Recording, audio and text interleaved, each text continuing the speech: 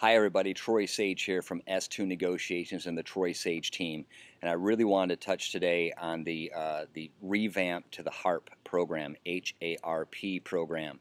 The HARP program has been around for quite a while. What it is intended to do is to help those people that are upside down on their mortgage actually refinance that mortgage. Now, the old regulation used to be they would refinance up to 125% of the current market value.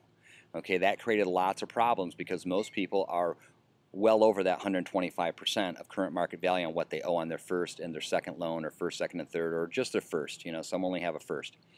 So I wanted to make this really clear that starting November 15th is when these new regulations go into place. But with any new government-backed or government-regulated program, please understand that these things take time, and sometimes they take a lot of time.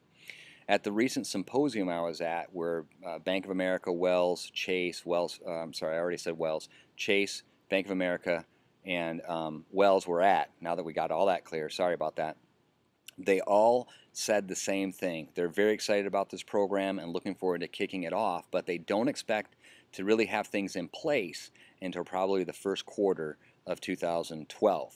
So keep that in mind. This is not a situation where if you're upside down on your property, you're going to get a refinance before the end of the year. Though that will happen for some, it definitely isn't going to happen for everyone.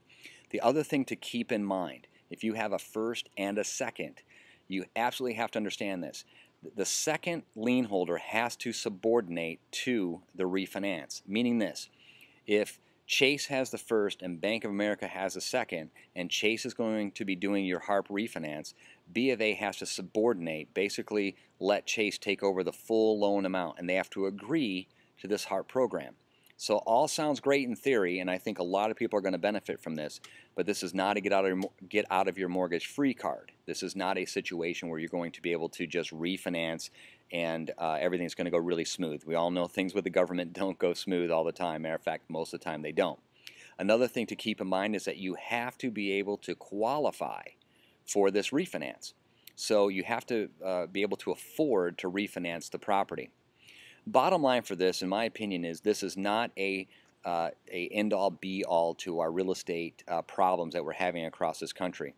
If you've ever refinanced your home or had any type of debt relief, you will not qualify for this HARP program. So if you've already done a loan modification or had anything worked on your loan, you will absolutely not qualify for this.